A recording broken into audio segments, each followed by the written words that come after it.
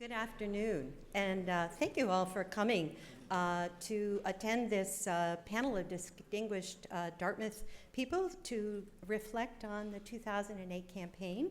I'm Linda Fowler. I'm a professor of government. Jim asked me to be the moderator of this panel. He's reserved the pleasure to himself of introducing our distinguished guests because, like any teacher, he's proud of the many accomplishments of his former students. So he's asked me to set the table for the discussion, and I'll do that with a few thoughts about the different types of change the 2000 election represents. They're symbolic, political, and institutional. I think the first thing, symbolic change, is important, and it's not just because of the dancing in the streets and the tears of joy that were streaming down the cheeks of so many of our citizens. Those people spoke far more eloquently than I can about smashing the last barrier to full equality for African American citizens. But I think Obama's election is not simply an historic event. It marks a sea change in the civil rights movement by passing the torch to a new generation of African American leaders. More important, I think, it represents new possibilities for coalition building by African American leaders. I think we shouldn't forget that it was African Americans who, for understandable reasons, were skeptical of Obama's viability as a candidate for the presidency. And it was white voters who first said, yes, we can. I think the political changes are important first to mark the fact that this election marks the demise of the 35-year-old campaign finance system. The Supreme Court has steadily chipped away at efforts to rein in campaign spending because of First Amendment concerns. George W. Bush and then John Kerry put the whole system on life support by refusing public funds for the presidential primaries. But it was Obama who drove a stake through its heart. That basically, in doing so, he demonstrated, I think, how much the system has helped to confine electoral competition to a small number of states as candidates had to husband their resources and make very difficult calls about where to allocate their scarce funds. And as a result, I think that contributed to depressing turnout, which has been so characteristic of American elections in the last 30 or 40 years.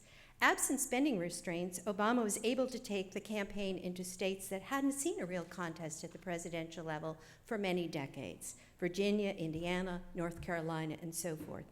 In addition, he rewrote the playbook for the Democratic Party by expanding the donor base beyond the usual suspects of labor unions, dot-com billionaires, and Hollywood stars to engage millions of small donors. The most important thing, I think, though, is institutional change. The election has put moderate Republicans on the endangered species list in the House and Senate, making the prospects for bipartisan lawmaking quite dim, I think. And particularly that's true because the remaining Republicans tend to hail from hardcore conservative states that will have very little interest in collaboration with the new president and the Democratic majorities. In addition, for the first time in decades, someone other than Ted Stevens or Robert Byrd, senators from high-demand states that depend heavily on federal largesse, will have new chairs of that key committee, and perhaps that will be create an example of restraint that the rest of the Congress might follow. Most importantly, though, this election raises the possibility for change in the relationship between Congress and the president. The unhappy end to the Bush administration is a powerful object lesson in what happens when Congress and the president fail to respect the constitutional system of checks and balances the framers created. Congress failed dismally in exercising its responsibilities, and the presidency engaged in dangerous overreaching, perhaps with the memories fresh of presidential sins of both omission and commission. And with a constitutional law scholar in the White House, we might see the two branches work together towards a more constructive sharing of power. Before I turn everything over to Jim, I was asked to make sure that you all have your telephones turned off, not just the ringers, but the phones themselves, because that interferes with the signal from our speakers. And basically, Jim is going to make some remarks, introduce the panelists. We'll hear from each of them, and then I will come back and handle the questions.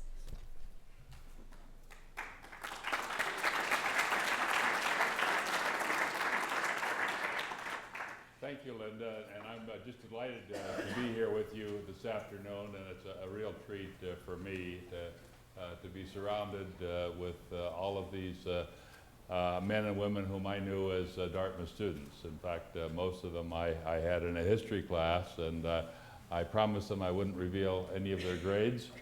But I can tell you, it won't surprise you to know that they're all exceptional students in my history classes over these years.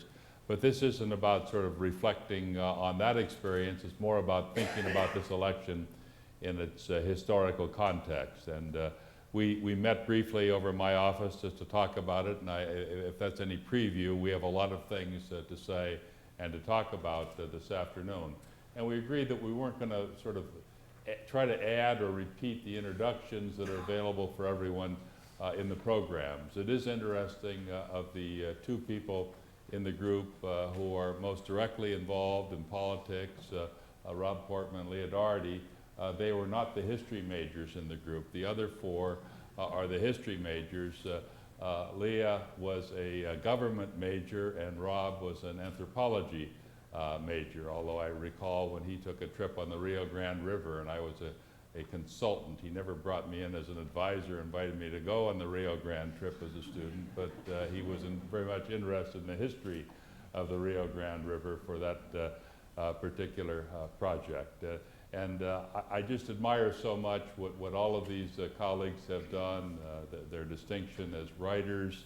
Annette Gordon-Reed is on the short list for the National Book Award this year because of her compelling new book, Study of the Hemings Family. Jim Kloppenberg is a remarkably active and accomplished historian whom I admire very much.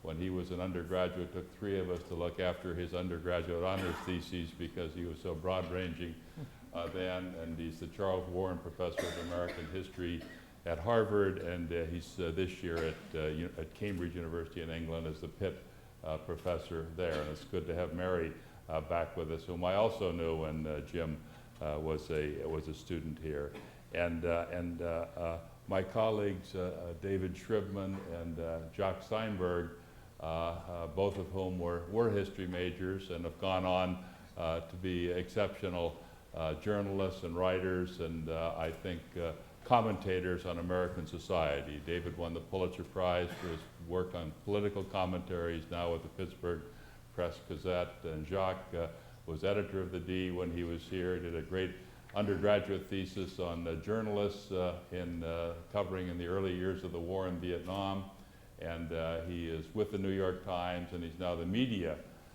He's on the media beat for the New York Times, and part of which he's covered the way that the media has covered this last election, and I know he has some observations on this. So we're not going to do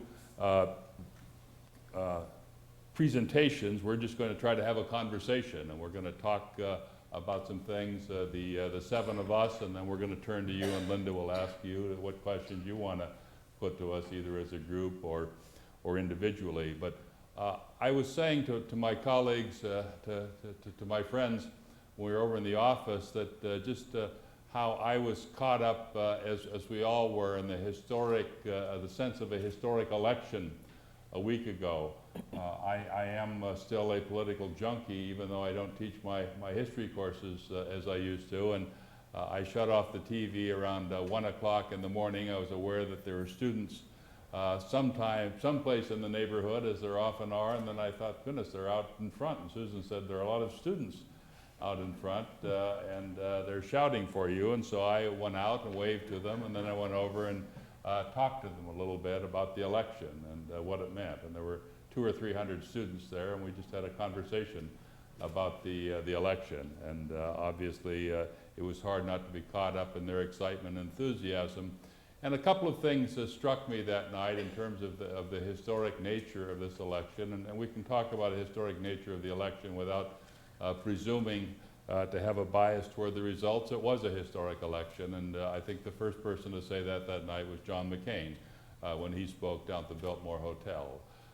And I was struck thinking about Barack Obama speaking in Grant Park, and remembering just 40 years ago, Grant Park as a scene for tremendous demonstrations and fighting between the police and the demonstrators at the Democratic National Convention. I also remembered in watching Barack Obama speak that night and the tears falling down the faces of people at Grant Park. I remembered 50 years ago this year, in 1958, when I spent several months in Mississippi.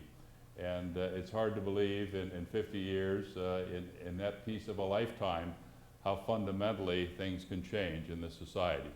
But then the question that I got musing over as a historian following us all caught up in the excitement of the history of this, was it a historic election after all? Obviously the history is self-evident in terms of an African American being elected president.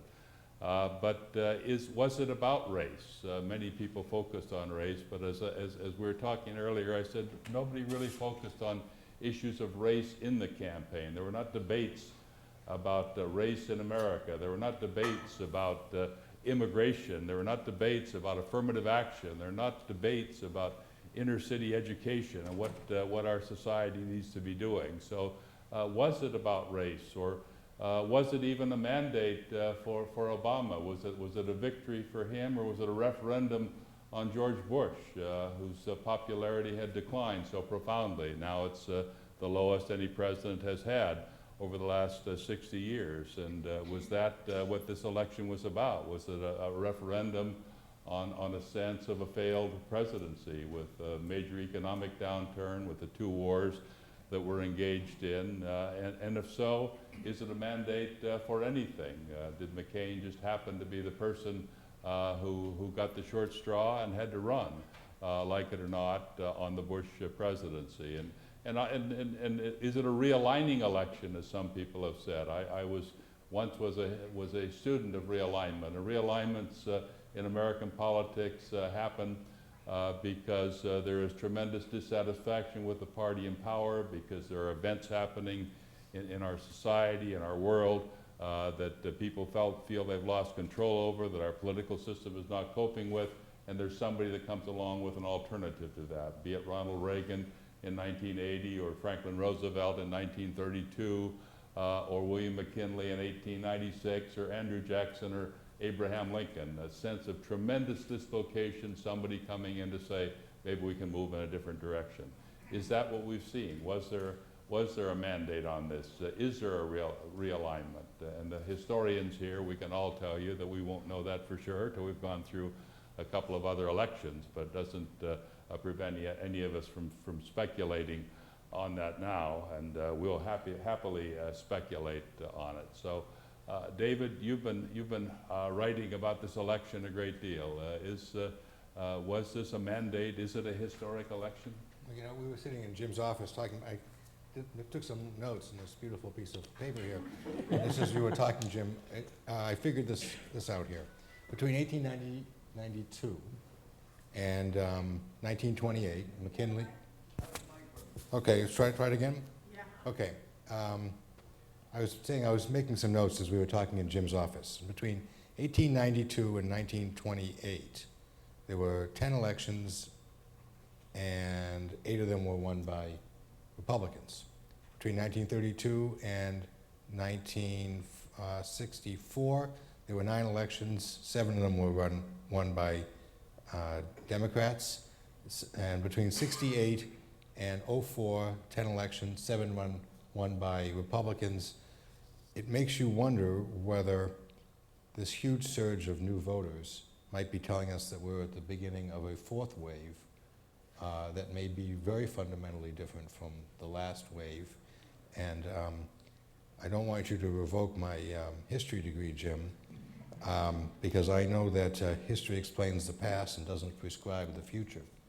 But this is kind of a pregnant moment in American life, and I do wonder, young people who vote, political scientists will tell you that young people who vote in their first election tend to stick with the party they voted for.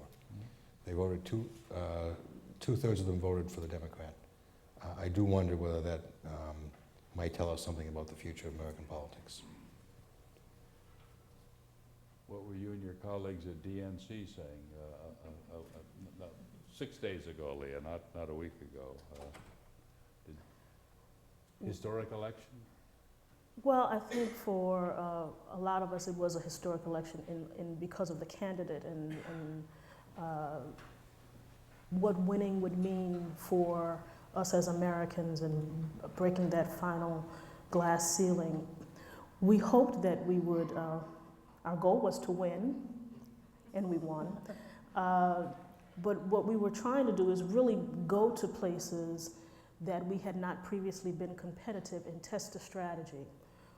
Was it possible to show up in places that were not necessarily thought of as Democratic territory, take a message, talk to the voters, and win if you talk about the issues that you care about?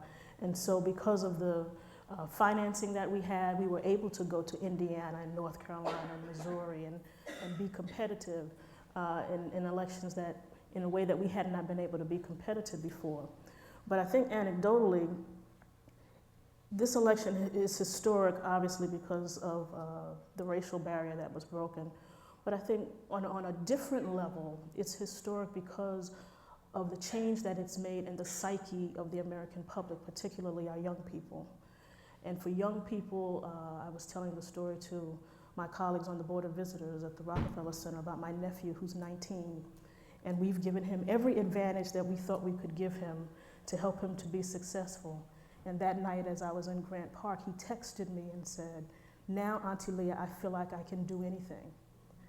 And I think there's a generation of young people for whom, whether Barack Obama, race, yes, but there are other young people who felt disadvantaged, who felt that there's a ceiling on their head, for whom now there is a new breath of life.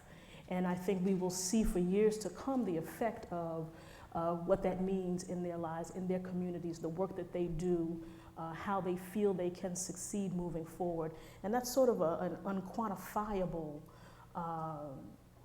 benchmark, but I think it's part of what we feel in the air. It's the enthusiasm that we feel, that people now have a sense of hope and a sense of possibility among our younger generations that we've not felt in many, many election cycles. Annette, you're a student of race in America historically.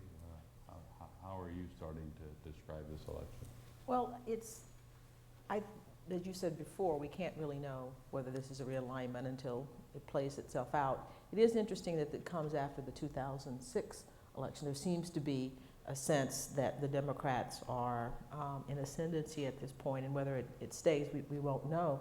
But I was thinking about my era. I pretty much live in the 18th century, and sometimes the 19th century, and the revolution of 1800, the dawn of the 19th century, and with Jefferson calling it the revolution of 1800, not in a sense of obviously people pulling out guns and fighting and so forth, because it wasn't that. It was a peaceful transfer of power from one party to the next, but also it was a revolution in people's sensibilities, people's sense of themselves as Americans, wanting, at that time, the common man, the common white man, greater access to the franchise, less deference to elites and so forth, and there was an excitement about America, sort of the creation of another identity, and maybe there's a sense that that is going on, because I was one of those people who did not believe that he could be president.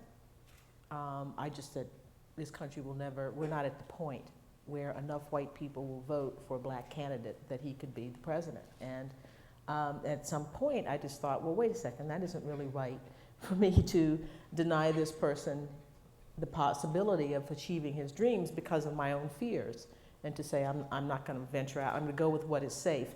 I do think it's a historic election, and it may lead to something of a realignment, just because of what she was saying before about the way the Democrats played it. This notion of a 50-state strategy that you're going to have, even if you may not win the state, you're going to have people in these states thinking of themselves. Montana, for heaven's sakes, what was it, 3 points or something like that, to think of themselves as Democrats. And so we'll have to see how that plays itself out, but it's symbolic. But I have a feeling that it may be substantive as well, given... Do you feel as good about it when you look at the results that say, well, it's still a majority of the whites did not vote for Obama, and in fact, the percentage voting for him was only a couple more than voted for John Kerry in 2004. Does that still make you feel good about Well, this being a turning election? Well, it makes me feel good because people didn't come out to vote against him. So people, and which is what I thought Yeah. would happen. It's not so much that I thought that people, it's that I thought that more people would say, you know, I don't care, it could be the devil himself on the other side. I'm going to go out and vote, you know, against this guy. So that, in a way, is heartening to me that I didn't really see that. The fact that people stayed home, and it wasn't enough of a thing for them that they felt compelled to be negative in that way. So that was going from somebody thinking he couldn't win to being happy that he won. I still take comfort in the fact that there's not as much not much of a negative flood against him as I thought there would be a year ago, or 6 months ago. Jim, you were in England last week following the election there, and I remember when Susan and I were in London following the 1988 elections. It's kind of hard. You got to stay up late at night if you're a political junkie, but there was a big crowd in Trafalgar Square, just as there was in front of the President's house on Webster Avenue. What does that mean? I think people there were defining as a historic election. I think all over Europe, there's no question that this is a historic election. Some of you will probably know that the opinion polls that were taken around the world suggested that between 85 and 95% of people polled in most nations were in favor of Obama's election. And symbolically, as far as Europeans are concerned, I think this is historic precisely because of the race issue. Most people thought America was not ready to make this move, and it indicates a shift in racial attitudes, I think, from the perspective of most Europeans, that they thought was still decades in the future. So there is something, I think, about the symbolic significance that is already apparent, and that, I think, is not to be dismissed or minimized. But as you know better than most of us, Jim, as a political historian, often you can't tell until a few decades later when the alignment actually changed, and it's often prior to a presidential election. It's often in the congressional elections leading up to a presidential election. So we really won't know for a while, I think, whether this is the harbinger of something to come. It seems to me that part of the reason why it might be a historic election has to do not only with Obama's race, but his sensibility. Those of you who've read his books realize that he's intent on mending what many of us call the culture wars and taking a new look at the stance that the Democratic Party has taken for the last several decades on issues of religion, on issues of family values, on issues of the value of American traditions. And if you read his books, you'll see that he is intent on establishing himself, as he said the other night, as the president of all Americans, and he's intent on invigorating the traditions of the Democratic Party that connect with people very different from the people in this room and the people on this panel. And I think he has a real opportunity, if he's able to make that happen, to transform the relation between the Democratic Party and those American traditions, something that has been fractured since 1968, but that I think could be put back together. So in part, it'll depend on the simple shifts of the electorate and demographics, but in part it will depend on the very deliberate steps he takes, whether he's able to heal the economy, yes, but also whether he's able to put the culture back together in ways that preceding presidents have not been able to do. I wanted to add something really quick. And 32 years ago, I was a Dartmouth Reynolds Scholar at Cambridge in the election of Jimmy Carter, and your predecessor as the Pitt Professor of American History was Eugene Genovese. And he had all of us American students over to his house, and he explained he was a communist, I think, and he explained the 1976 election by saying it was the return of the Democrats to the South, and we wouldn't see a Republican president the rest of our lives. So you have to be worried. You've got to worry about what Pitt professors of history at Cambridge have to say. Now, Rob, as your Republican colleagues and friends go through postmortems and sort of think about what might have been or what happens next now, is there a sense that you were caught in just a twist of history and fate that stacked the deck against you this year? Or is there a concern, a fear that there has been a fundamental ground shift and you're going to have to do some things to catch up to that? Probably some of both. I mean, I agree with what you said initially about the headwinds. It was a difficult year to run as a Republican. One of the headwinds, as historians, our panelists here can concur with this, I hope, it's very unusual for the same party to hold the White House for a third term. It's happened once in modern history, and that was George H.W. Bush. That was short-lived. And there were reasons for that, I think, that went back to Ronald Reagan and his popularity. But it would have been a surprise, given the headwinds. He did win 46% of the vote, and in my home state of Ohio, where I spent a lot of time, it was a little closer than that. I also, back to the historic nature of the election, it was historic to have either of the major parties nominate an African-American candidate, and to have that candidate win the presidency is something that is truly historic, and as a Republican, I would love to see that happen in the Republican Party. But I think if you look at what happened in the election, where the party goes from here, which is really what you're getting at, I'm troubled by the results because I think the party, in effect, has become more narrow. Partly it was the candidate. Senator Obama got the lion's share of the African-American vote, 97%, 97% in Ohio, I think 98% nationally. John McCain got 1% nationally. But the Hispanic vote as well. When you look back at 2004, not long ago, if John McCain had simply received the same percentage of the African-American vote and the Hispanic vote as George Bush, the election would have been incredibly close. 3 million votes would have separated them. If you include the youth vote going, as David said, 2-1 to Senator Obama, just take the Bush youth vote from 2004, even taking out African-American and Hispanic voters, John McCain would have won the election. So as Republicans, even though he only won 55% of the white votes versus 58 for George Bush, really it was a matter of the party becoming too narrow. And I think that's one of the great challenges of our party, given the demographic shifts.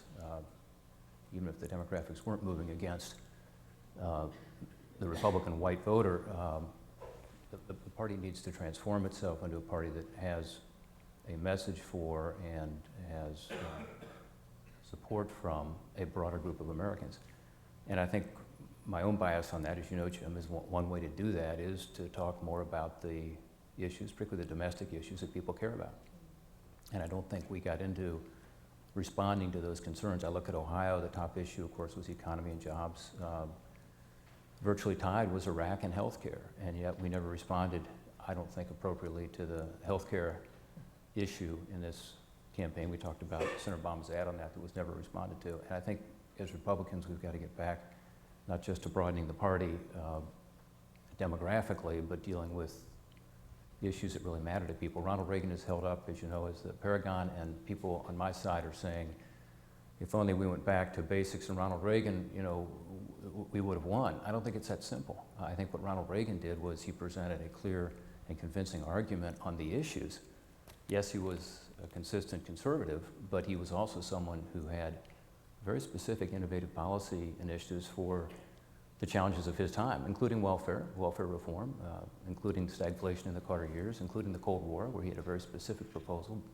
You know, supported or not, he was someone who was later rewarded for that, including crime. Violent crime was a major issue, and I think those same issues now, if you're to line them up, including, I would say, healthcare and energy and education, we didn't have the same specific innovative policy proposals. So that would be the way I would look at it. Others are, the Republican Party are going to say either we need to focus more or less on the social issues, which you've heard, I'm sure, in the last 6 days, or they're going to say simply we've got to get back to the basics and principles, and I think that may be true, but it's a matter of taking those principles and applying them to the problems people face.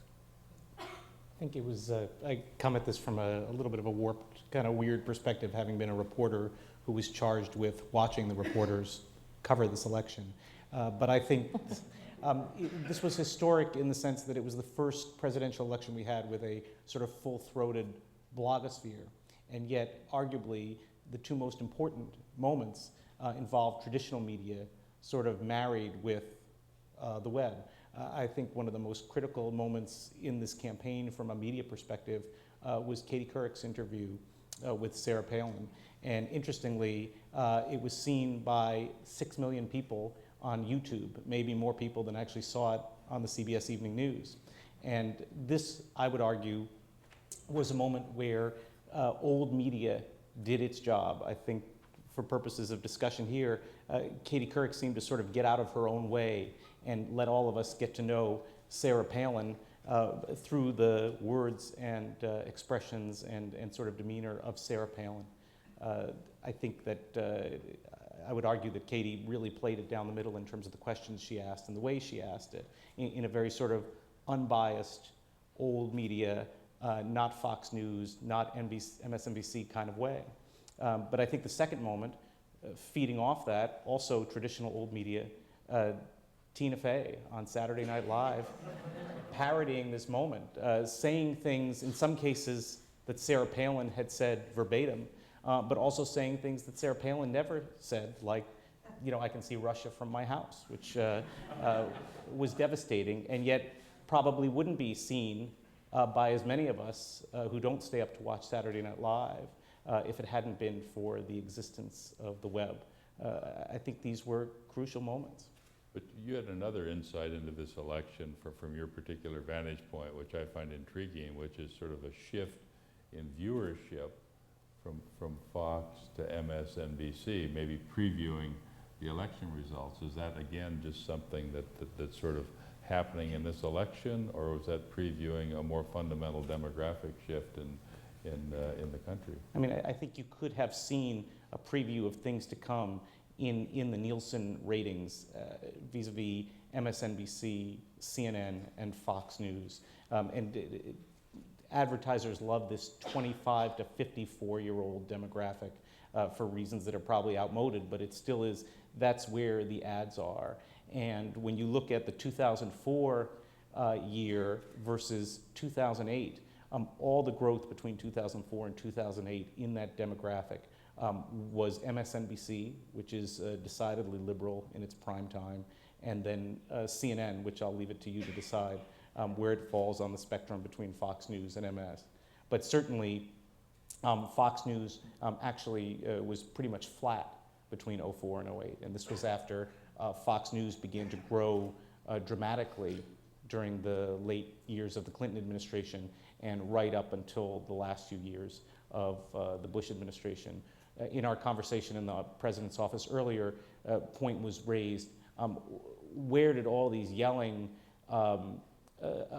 obviously biased talking heads come from on both sides?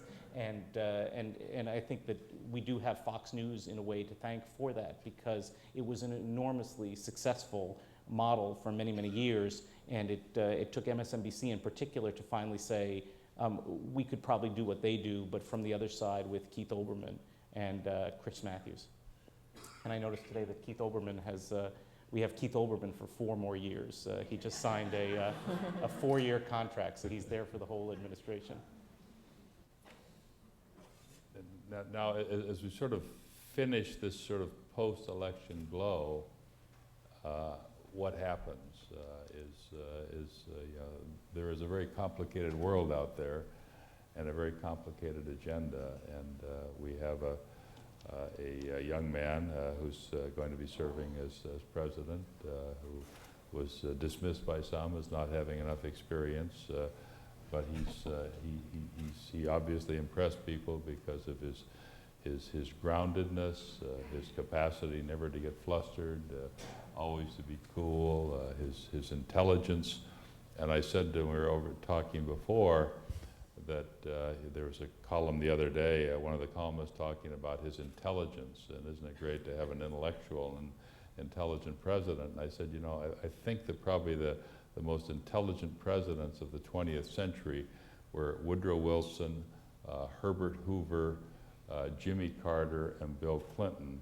And one would be hard-pressed to talk about them as having had successful presidencies. Wilson's a more complicated one because of the war, but he certainly did not do well coming out of the war. Now, I don't want to follow that to its logical conclusion as dumb better, and obviously, obviously it's not, but what does that mean? And what it does mean is that it takes more than intelligence.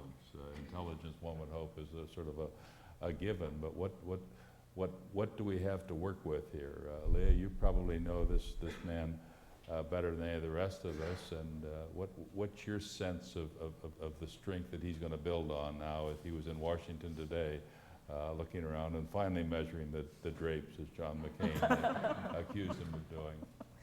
Well, he is an enormously talented, and as you said, as he's been described, intellectual man.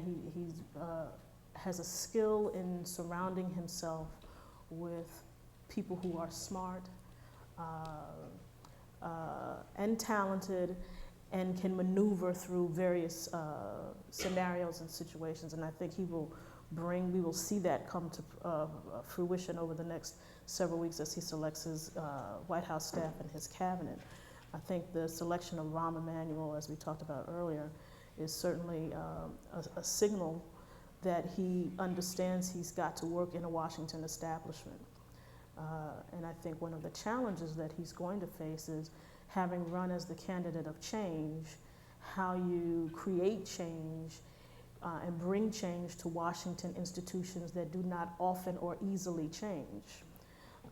They don't like to change. They've been the way they are, and they like it like that. So how do you force them to become agents of change as well? And I think that's a challenge that he's going to face. He has an enormous task in front of him because of all of the new voters we talked about earlier that have come into the process, who may not be political junkies and who may not understand all of the ways of Washington and how stuff really gets done, who around about in April are going to wonder where their jobs are. And when exactly is my mortgage going to get paid? And I've been waiting for 3 months. Where's the change? There are huge expectations here, and he's got to be able to manage those as well as balance the demands of all of the people who think that they got him elected. All of the constituency groups, the youth vote, the internet community, the young people who feel they have a stake in his candidacy. How do you balance the varying demands of all those varying groups?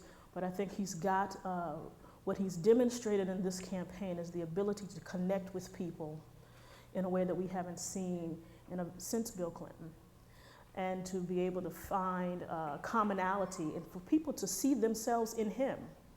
African Americans certainly saw him as an African American candidate. I talked to a woman the other day who described him as a white candidate because people see it as a poor, as a single son of a single mom. You find yourself in him and reflect your own values in who he is, and so he becomes a lot of things to a lot of different people, and I think that is an advantage for him in this environment, to be able to talk to different people and find commonality, and he's certainly going to need that as he tries with all of the disadvantages that he walks into office with. Does he have a mandate to do something? Can he read these election returns? I mean, people like Franklin Roosevelt, when he took office in '33, Ronald Reagan in '81, insisted they had a mandate to set the country on a new direction. I would not call it a mandate. We won, but I don't think there wasn't one kind of Democrat who won. He won, but if you look at the congressional races, a lot of the folks who won in the Congress are really center Democrats, which is going to make it a challenge for him. I mean, you're talking about budget deficits because these will be fiscally conservative folks who are not willing to raise taxes and spend a lot of money. There wasn't an overwhelming run of liberal Democrats. So I don't think there's a mandate for any particular thing other than for change, however people define change. And that certainly is a broad category. Jim, one thought on that in relation to your question really about realignment, and I would tend to agree with Leah on this. If you look at the exit polling, not that any of us ever look at polling, I do, but the country has not shifted ideologically. Mm-hmm. The Republicans in Ohio lost 9 points, so they went from 39% to 30%, nationally 7 points. But when you ask someone, do you consider yourself a liberal, a moderate, or a conservative, it's pretty much the same. Mm-hmm. And in fact, it's identical in terms of conservative, 34%, moderate, 44%, liberal, 22%. In 2004, it was 21%, now it's 22%, so and moderate was 45, now it's 44. But it's remarkable that there is such a partisan shift in this election, but ideologically, I think there is a danger, not to give any advice to Leah that's unsolicited, but I'll take it. a danger of overreaching. And you're right, a lot of those districts, some of my former colleagues who won in what are pretty conservative districts are going to be very nervous about this election being read as a ideological shift, because they've got to go back in 2 years. Actually, they've got to go back next week and start campaigning for the next election, which is in 2 years. So I think it's more the change of working across party lines and changing the way Washington works, which would be more successful than big ideological shifts. Just unpack this a bit. Could you please use your mics? Can you hear me now? Can you hear me now? Our mics are all on. I think that the volume is being controlled up here, sorry. Okay, that's better, right? Okay, that's better, great. You know, about this notion of liberal, conservative, and moderate, I mean, in 2000, Al Gore got the popular vote. There was a substantial, influential vote for Ralph Nader. You put those two together, we have the congressional elections. I mean, then, you know, Bush wins again, but he's a wartime president, and we had a candidate that wasn't that great. The congressional elections, 2006, and the presidential election. Why is this still considered a center-right country? I mean, if you go to somebody and say, are you liberal? Liberal is a term that has been sort of made toxic. So people aren't going to say, it depends on what question. And are you conservative? You say, well, sure, I like to conserve things. I mean, I don't know that I don't know that those labels really express what Americans feel. And there seems to be an effort on the part of people now to say, don't think that anything matters. You made your president now, but we're all really Republicans still, and you should have Republicans in your cabinet, and you should be really, you know, careful. When in fact, I mean, Bush comes in by the sliver. Well, not to say that we want to use him as an example, but the barest sliver, and says, I've got capital, and I'm going to spend it. When Democrats win, it's, oh, you better be careful. You know, we're all still Republicans. I mean, I'm not so sure that polling shows really. I think that there's something else going on in the culture that may be more, it's people, there are pundits who say we're one thing versus what the people actually end up doing when they actually vote. I mean, we've had a couple of indications that this country is not as conservative as people make it out to be. I think if you look at the 2000 election, had 60,000 of you in New Hampshire not voted for Ralph Nader, no one would have cared what happened with any hanging Chad. Gore would have won the election. The difference between 2000 and 2008, and why some people think, I think actually, that the president ought to have a bipartisan cabinet, is because we're facing a severe national emergency right now with 3 or 4 major crises, none of which we faced in 2000. The economy, 2 wars, and the continuing threat of terrorism. And just as in 1931, the British put together a national government, some people think the crises facing our country and the new president is pretty severe. Jim talked briefly about smart versus dumb in presidents, and this election, in one way, you could think of as an election about hope versus experience. We've had elections like that before, and the 2 most experienced presidents, you can correct me, Jim and Jim, one Republican, one Democrat, were James Buchanan and Herbert Hoover, who ranked, which if you don't include number 43 in this derby here, who ranked surely number 41 and 42 as the 2 worst presidents. So hope versus experience, smart versus dumb.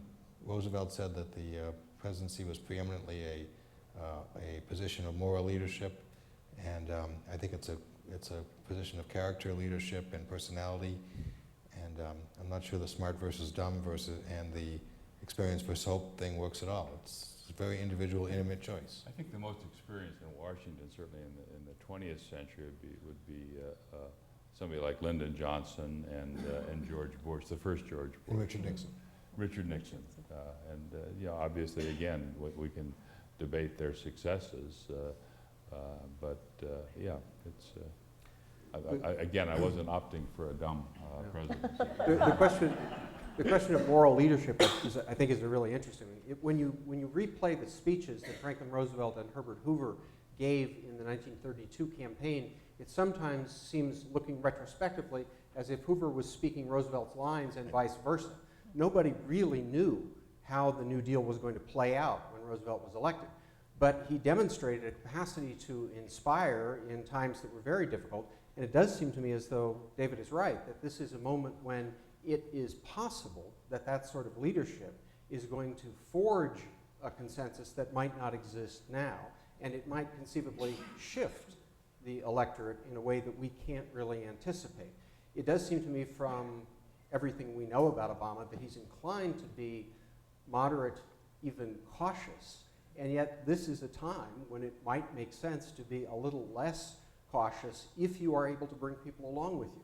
And it does seem to me as though he has shown a capacity that most Democratic presidential candidates in my lifetime have not shown to forge consensus where it didn't exist before. So I think it's very difficult for us to know what he should do, but I think if there's a way not to overreach, and Rob's certainly right that that's a danger, not to overreach, but neither to underreach, to use the kind of extraordinary talent that he has to take advantage of a situation when opportunity exists. In one of the debates, he mentioned that after 9/11, President Bush found himself facing an enormous opportunity, and instead he urged people to go out and shop. And Obama recognizes that when people are called upon to sacrifice on behalf of a cause that they believe in, they're willing to do something.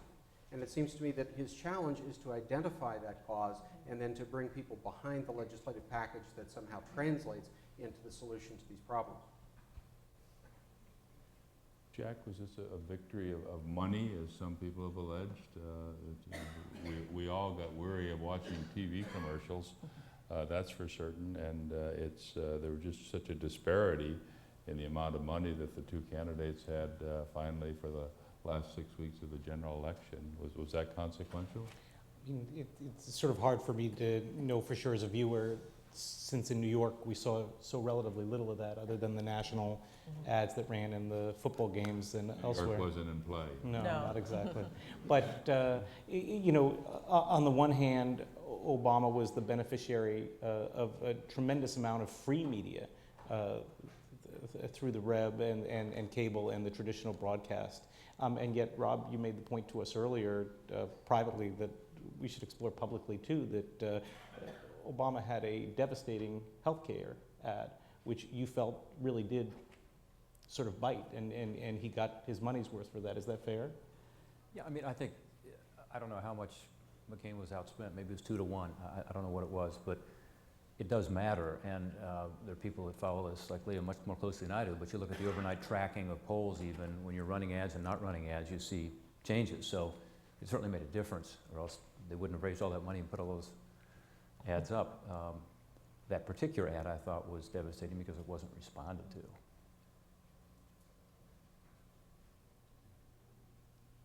David, do you think that the ads were consequential? The money was I think obviously the money was more about TV ads. It was also about having, 6 offices in Montana and things like that that Democrats had never done before. I think money was consequential, but I think money in another way was even more consequential. And I've said this at our little conference before, Jim, that this was the year in which there was an October surprise. It came in your mailbox about the 6th or 7th of October. It was your 401k statement. You opened that up and you voted for Obama. And nothing, and nothing Senator McCain could have done. You're my age, you've opened that up and you said I have to work an extra 2 years. You're your age, Jim, and you said maybe I shouldn't retire. You're your age and you're fine. I opened it up and said, I'm voting for Obama. That's why you put it Obama. Gas bill, and you were going to vote for Obama. But I think that this was a case where this was kind of a one-joke deal here. People were very, very, very worried about the economy. President Bush was in office when the economy maybe didn't collapse, but it went into upheaval, and I don't think there's anything that any candidate, John Kennedy couldn't have run against this, Ronald Reagan couldn't have run against this. This was an issue-driven campaign, but it did tell us something else. I think it told us that when push comes to shove, pocketbook issues trump racial issues, and it tells us something good about the country. I also think the fundraising was important just as a barometer for us as outsiders.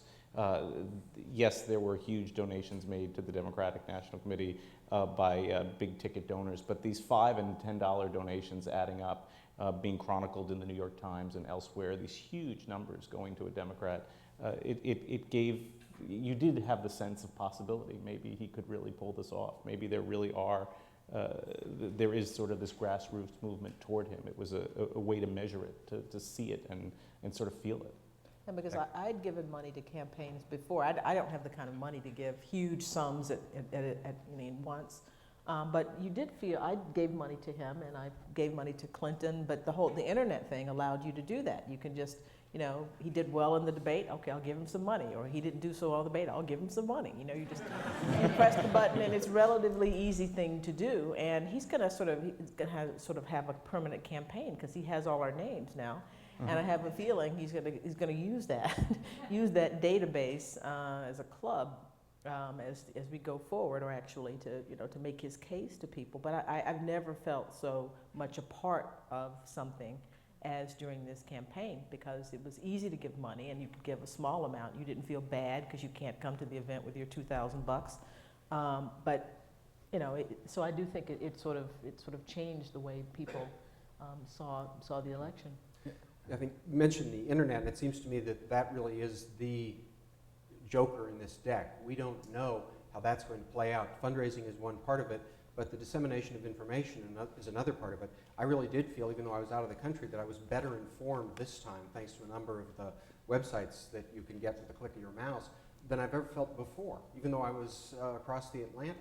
And I think that the availability of an enormous amount of information, the availability of new kinds of fundraising, and the availability of blogs that operate as echo chambers in which people can hear confirmed their own point of view and hear trashed anybody else's point of view.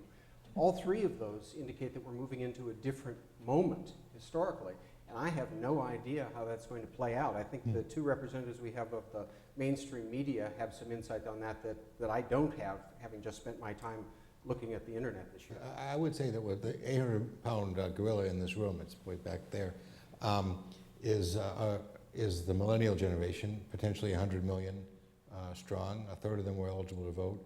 And as anybody who spent any time, Jim, on a college campus, both Jims know that they operate through social networks on the web. And the social networks on the web were mobilized. It was the silent campaign.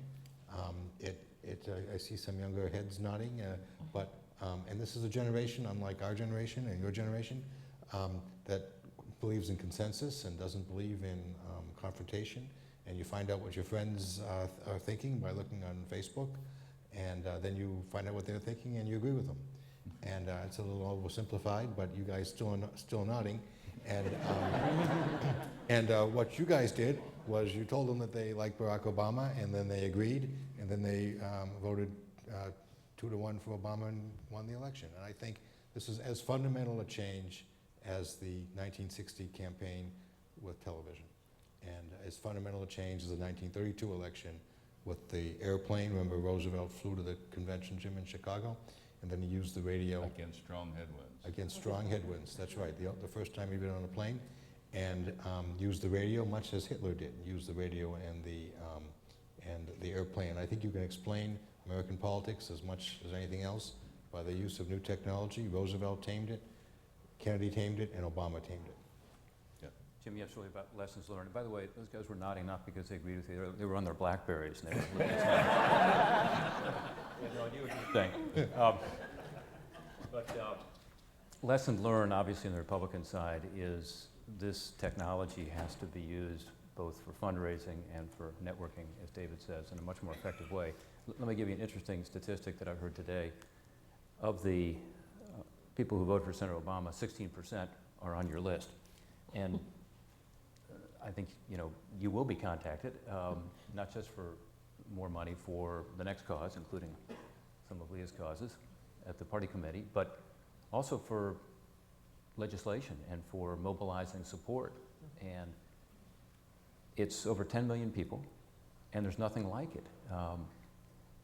Jack was talking about the cable news shows. All of the cable news programs together do not have 10 million viewers a night. So with the click of a mouse, Senator Obama's organization will be able to access more people than watch all of the cable shows in a single night. And as a Republican, I would tell you, I think we're behind. I think it's an enormous advantage, not just for young people, but frankly for a lot of people, including a lot of seniors who spend a lot of time on the net and are getting a lot more information from Senator Obama and did from the Democratic Party. So it's a huge opportunity, I think, for Republicans to access modern technology to be able to deal with some of these tough issues that we're going to face, and it needs more explanation. I also agree with what Jim said about the fact that it becomes an echo chamber. It has the potential for polarizing our country as well as bringing our country together.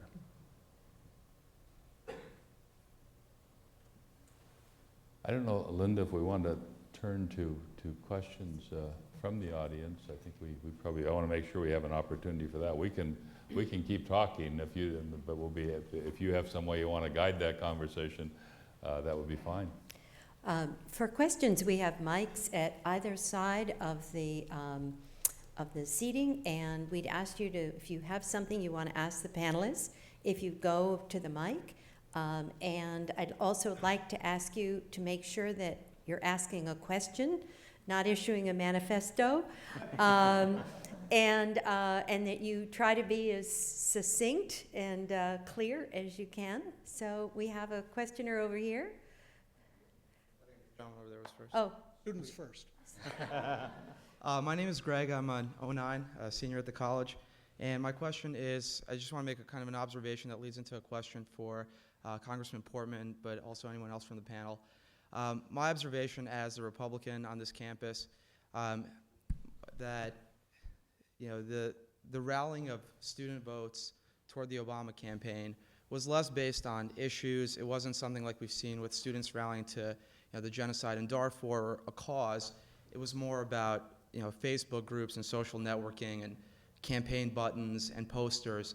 And I was amazed, and this is anecdotal, but the number of students that I talked to, and whatever issue it was, energy, taxes, healthcare, foreign policy, there really, Obama support, there really wasn't a response, And what's your question? So my question for Congressman Portman is, how do you see specifically the Republican Party tapping into the technology and just kind of the different lifestyle of my generation, perhaps in preparation for a not very visually striking but potentially effective Portman Cantor ticket in 2012? That one happened.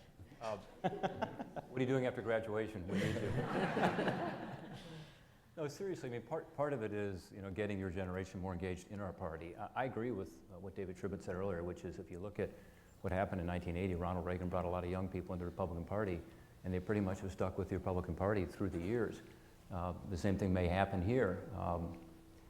The only way it won't happen is if we redouble our efforts as Republicans to reach out, as I said earlier, not just to young people, but to African American voters, Hispanic voters, others.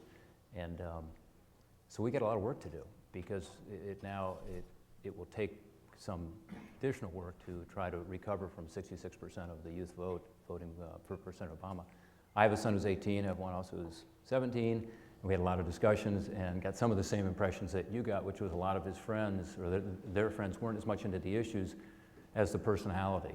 And Jim's first question was sort of about the historical nature of this. Is it something that was more about George Bush and about failed strategies in the past, or was it more about Senator Obama? I think it was both. I think you tell me, but I think for a lot of young people, he was someone who, much like John Kennedy was back in 1960 when I first was, I was only 5 years old at the time, so I wasn't voting or anything, but first cognizant of politics, you know, he was sort of a symbol. I think Senator Obama became some of that. What's your view on that?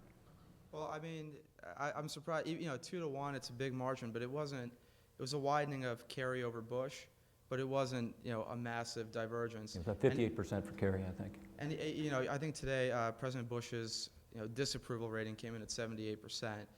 I forget who made the point before that John McCain was able to win 46% of the popular vote when, Yeah. you know, 78% of all Americans disapprove of the president's performance. Yeah. So, and, you know, my personal view is change isn't sustainable, because you affect change and then, you know, you've made the change, now you're the status quo, so something has to happen again. So we'll see, but, you know, there's elections coming up, so. Yeah. One thing, Your question. if I could, about issues and versus the person and personality and the sort of charge of a cult of personality. A lot of people are character voters, and there's a sense that, you know, it just sort of flips. I mean, before it used to be, well, Democrats, you know, it was Kerry who was sort of rattling off all the issues and so forth, and everybody says, no, you don't want to do that. It's really about character. I think people perhaps were responding, as we talked before, about the perceived steadiness of Obama as opposed to the more erratic nature of McCain, the sort of the new McCain who came out to do this campaigning, when people were frightened and people are concerned about their future. You know, who do you want, you know, with their hand on the till? Someone who you think is sort of calm and steady and stable versus somebody who's more erratic. So if people weren't focusing in on the issues, these may be character voters, which in the past was seen as a good thing when the Republicans were winning, but now is a bad thing when the character, the personality is the Democrat. Okay, we have a question over on my right. Yes. Could you state your name, please, and your class, if appropriate? Is this on? Yep. Okay, my name's John Engelman. I'm Dartmouth class of 1968. 2 Republicans asking questions in a row is probably unprecedented at Dartmouth. Actually, I and my planted question is you there. also for Rob Portman. And it's about Sarah Palin. A number of conservative number of conservative commentators, George Will, Chris Buckley, David Brooks, commented that they were appalled by the selection of Sarah Palin.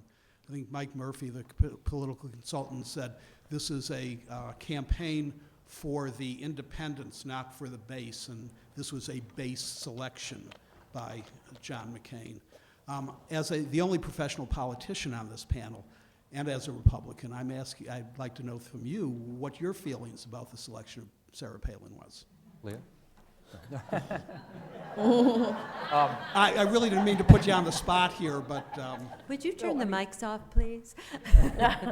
I would tell you, as someone who not just has run for office, but was out in Ohio for the past month, going from small county to mid-county, because Senator McCain was in the larger counties, I tended to be in the smaller counties. She energized the Republican base, being the more conservative, particularly socially conservative voters,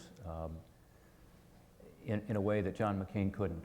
And so as you look at the polling on Governor Palin among the electorate as a whole, you see the kind of numbers that David Brooks and others have talked about. But it doesn't measure the level of intensity. And I've come to respect John McCain tremendously, but the truth is he was not energizing the Republican base. And why is that important? Well, you have to sort of start with the base. And what Mike Murphy says is true. In the end, you have to go to the middle, and Senator Obama did a good job of doing that. But if you don't have the base to start with, it's very difficult to build a campaign. And so I think that's what she did. That's almost impossible to measure with a poll, but it's an intangible. I will also say, for those of you who've been involved in politics, you know this, and because we're in New Hampshire, a lot of you did this. In fact, some of you even did it in Ohio, I know, which is you've got to get people to help you with the get out the vote effort. And you're a good Republican. I'm sure you spent a couple hours making those phone calls. I went to 13 call centers in the last week, and I tried to make calls at all of them. It's hard work, and you got to get people to do it, and then to go door to door, and then to get the yard signs out, and so on. If your base isn't there to do it, and you don't have the money to pay volunteers to do it, which the Obama campaign was able to do this time around, not that they didn't have plenty of enthusiasm and volunteers, they did, but they also had the money to pay people. The Republicans didn't. It's hard to run a campaign at all. So that's all I'm saying, is that I think she's not given the credit due on just energizing those base voters and the volunteers. Leah, do you want to say how Democrats saw the pick as was it something you thought was a good thing for the Democratic effort, or? Well, I'll say as the CEO of the convention, I was a little annoyed that you announced your choice the day after the convention and killed my bounce, which was a brilliant move. But in the beginning, it was a cause for concern. She's obviously a woman governor, although that was a bit of an obvious choice, but she had a sort of appeal, or appeared to have an appeal as just a regular woman with the hair in the hair clip and the eyeglasses on and a slightly dysfunctional family like we all have. And you have this sense that she understands what I'm going through, and I've raised my children the best I can, and then they go off and maybe she can understand me and help us get this government in order. And I think to my colleague's earlier statement about Tina Fey and Katie Couric is when you finally said, well, wait a minute, maybe not. Maybe she does understand me, but not in the government, and not someone that I want to perhaps be the president of the United States. But in the beginning, it did give us some pause and to figure out how to appropriately handle her, particularly in light of the primary concerns around sexism and so forth that got raised with Senator Clinton's candidacy. So how would you attack a woman and not be labeled sexist? Great. A question over here on my left. Hi, is this on? Okay. Hi, my name is Kylie. I'm a 9, and I was actually wondering something that sparked from Professor Fowler's introduction about public financing. And as one of those million or more small new donors who gave to Obama, I was wondering if you think that he really did kill public financing, because in my opinion, kind of the whole just $6 campaign and a lot of those campaigns that are campaigning for a lot of more small donors kind of was energized by the Obama campaign. I was wondering if you think that maybe that has the potential to change the way that campaign finance continues on in the future. I mean, certainly in terms of the restrictions, what Republican or Democratic candidate would handcuff themselves to a limit after what we saw this year, right? So I think in that sense, certainly the public financing limits as we know them are different. To the extent that what you're suggesting could bring out an entirely different way of approaching it, I don't know, what do you think? But you also have to, it was successful because he had the infrastructure to support that. Not every candidate who runs for congressman or senator is going to have this internet. It took us years to build that infrastructure, and finally we got it to a point, inspired by these guys, got it to a point where we were actually able to beat them at something.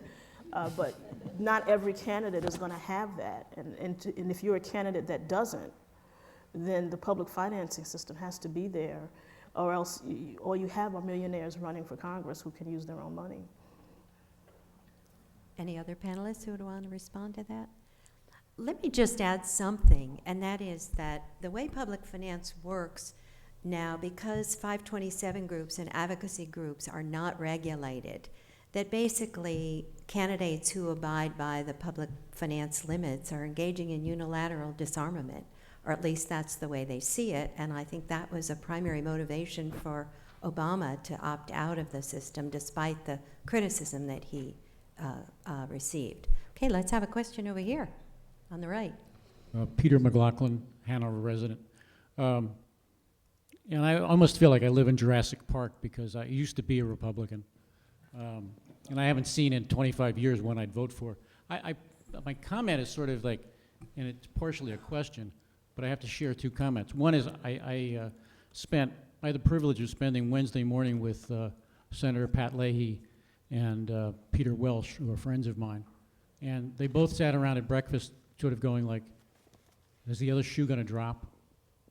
I mean, they were sort of in a shock that they had won and that they had won by so much. And it brings me to a point where I don't think that John McCain could have run a worse campaign. I mean, he certainly the John McCain of 2008 wasn't even identifiable as being a similar person to the man who won in New Hampshire in 2000. And so your question my question is very simple, and I'd like to address it to Ms. Gordon-Reed. I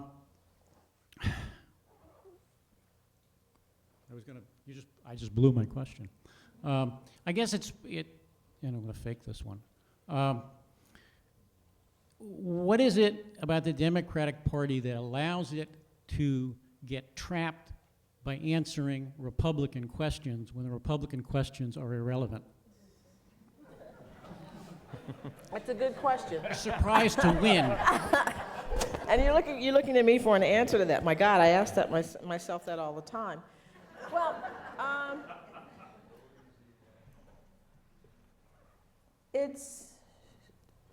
I don't know.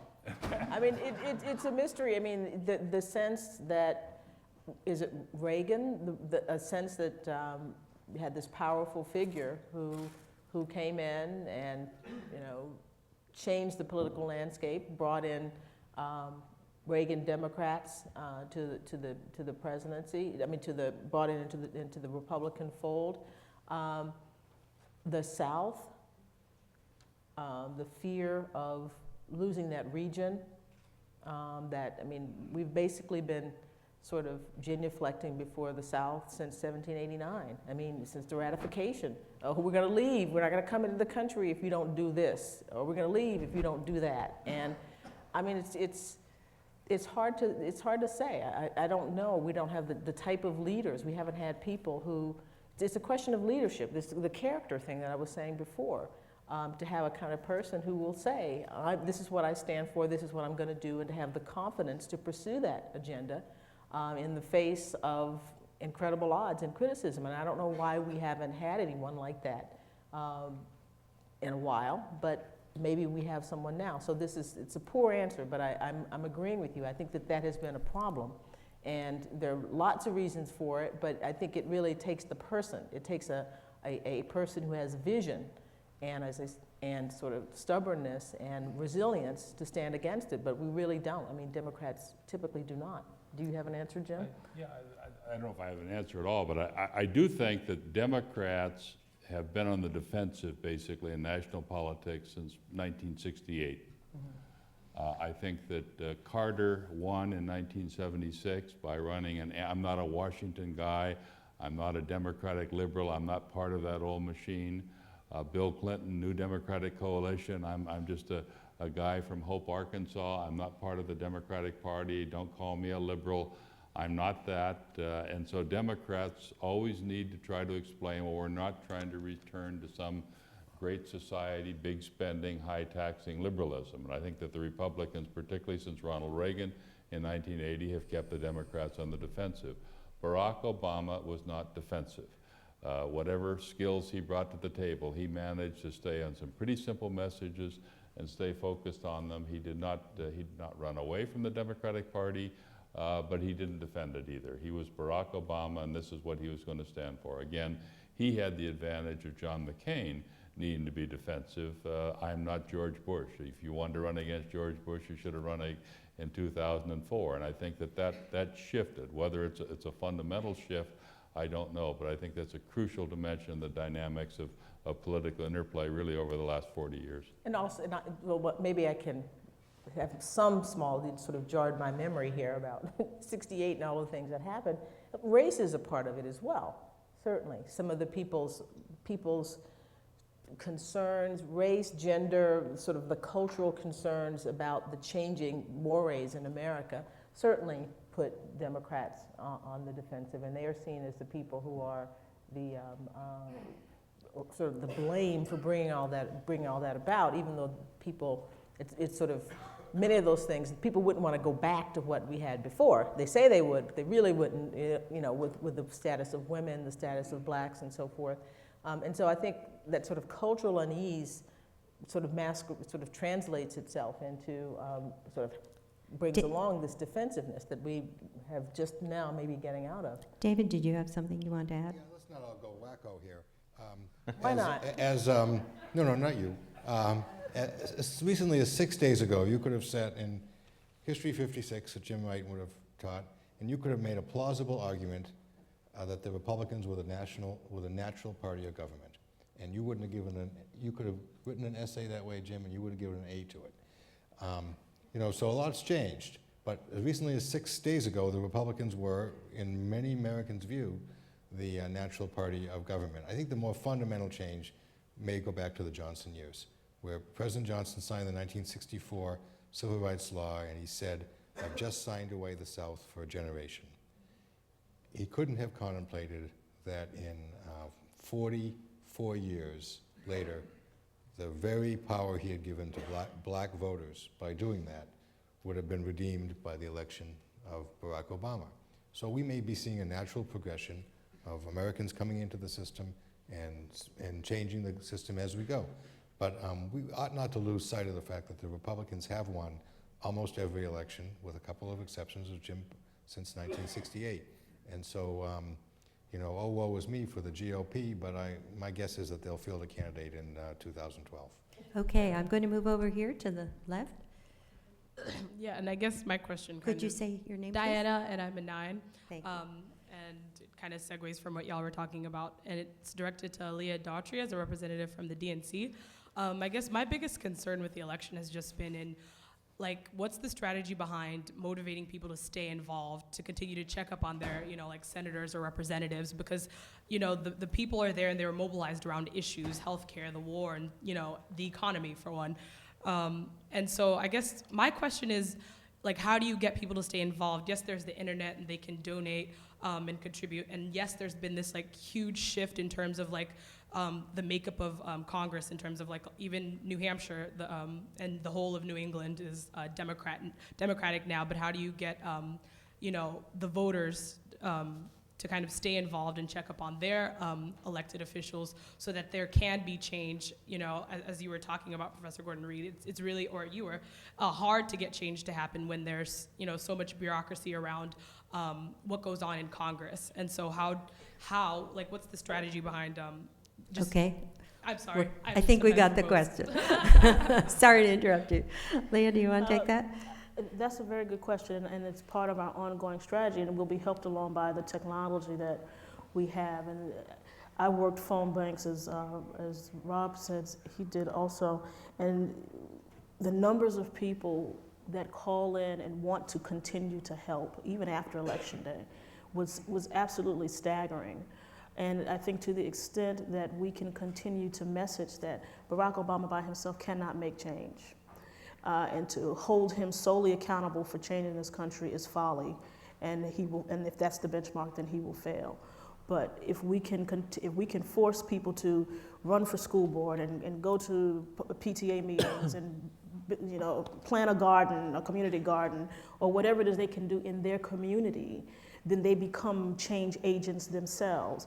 And what we intend to do is to use the technology that we've built and all of the millions and millions of contacts that we have through the technology to continue to talk with people, encourage them to be involved, and to do their part in the place that they live in to make change.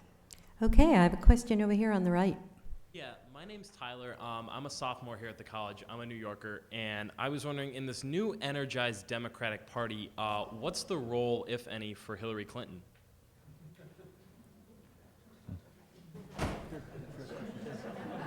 Oh, it's for me. I think Rob's got an answer. Well, we haven't heard from Jacques in a while, so. Yeah. Party switcher. I think you want to.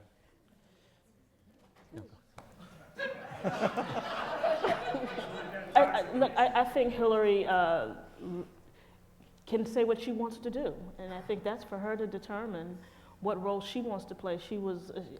It is inarguable that she was a team player, and she went out and campaigned as hard and as long as I've seen anybody campaign. She and President Clinton. I think she's a brilliant, personable inside the Senate. She's a quick study. She's a hard worker, and she needs to decide. She's first got to decide what she wants to do and what role she wants to play. And I think you know, that's for her to do, and we'll see what happens. Okay, one question over here. My name is Michaela Klein. I'm a Dartmouth class 2010.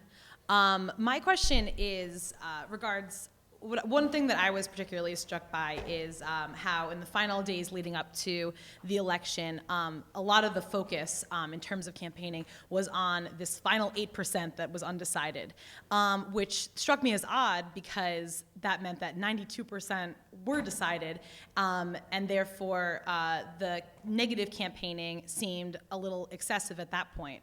And so my question is sort of at what point did any of you believe that sort of the minds of voters were the most malleable, and also then you assuming that what should have been the strategy for Republicans in order to be able to more than, could it have been that at that point the negative attacks on Obama should have come, and that struck any of you as odd as well? One of our media people, Jim, you want to take that? I'll just say a word about what I know about the studies that have been done of this, and then we can find out whether it's still thought to be true. And that is that negative campaigning doesn't increase the support for your candidate, but it causes the other candidates, potential voters, to stay home. And that was the rationale that would lead you to do it all the way up to the very last minute, because the day before, the other person's candidates might decide, oh gosh, if that's true, then I think I won't vote. But is that still the common wisdom or not?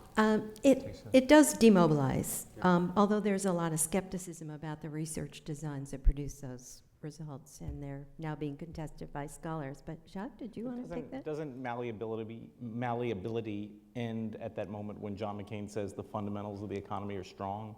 I'm not sure.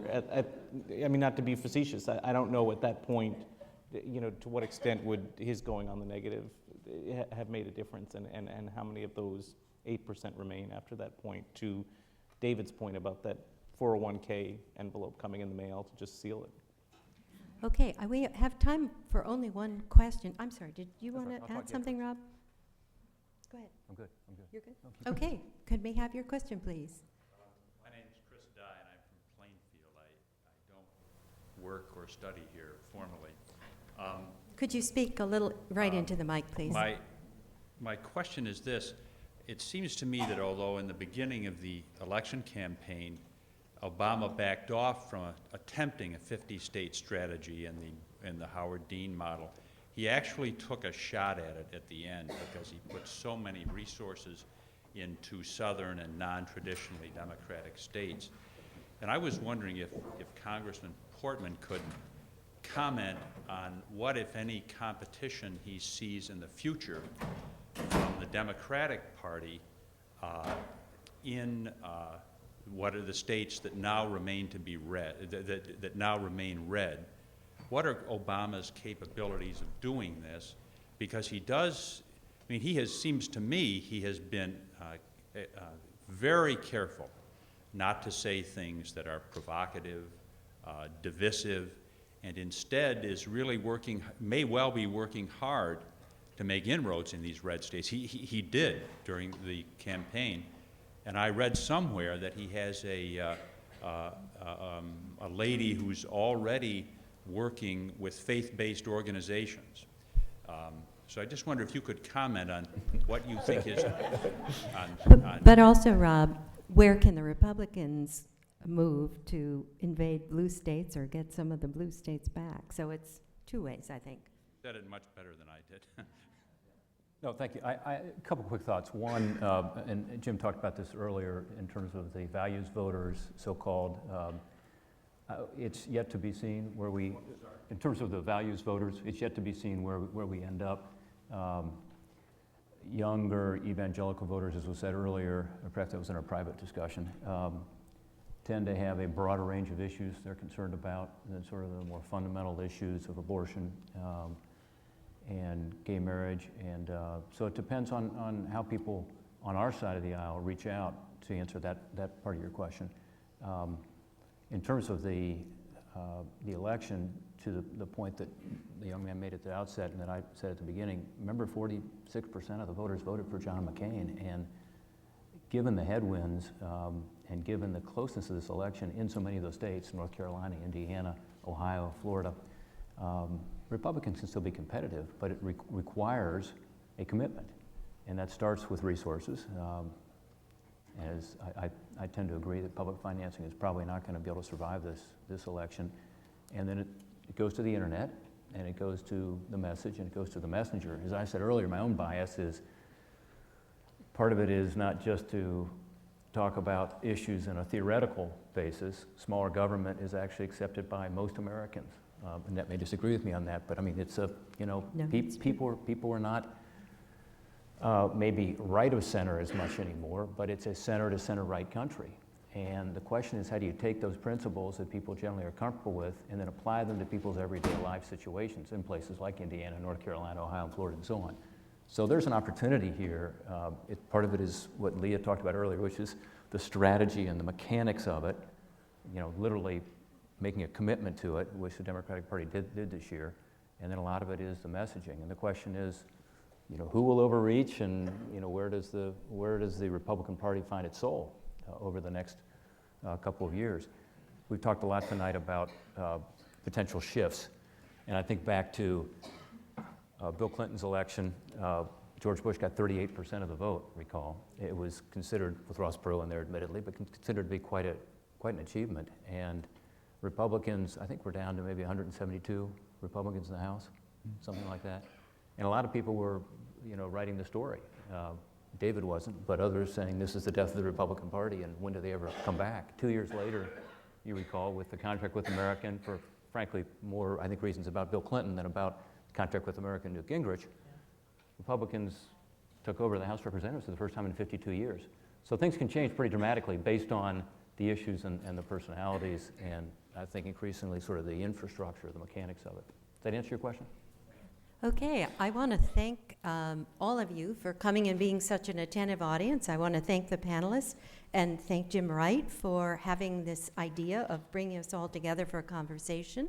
I want to invite you to have cider and donuts out in the anteroom, and for those of you who'd like to come up and speak to individual panelists, we'll be lurking around here in the well for a few minutes. So thank you again for coming.